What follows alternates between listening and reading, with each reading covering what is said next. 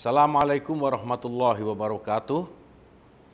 Cemerlang membangun peradaban adalah tema Disnatalis yang mengandung pesan sangat mendalam.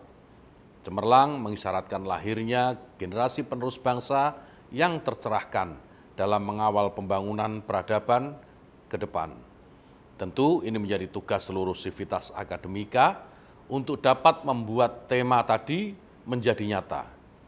IAIN Lok Sumawe ke depan harus bisa menjadi kampus yang tidak hanya menggelar rutinitas perkuliahan, tapi juga melahirkan beragam ide cemerlang, inovasi, dan kontribusi bagi peradaban negeri.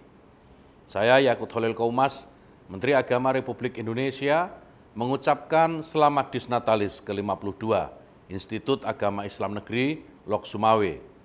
Sejak didirikan pada 12 Juni 1969, sejarah kiprah kampus ini sudah merentang panjang hingga 53 tahun lamanya.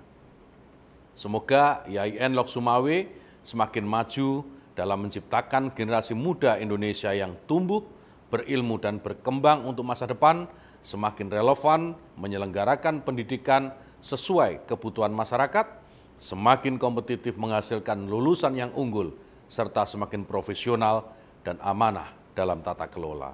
Wassalamualaikum warahmatullahi wabarakatuh.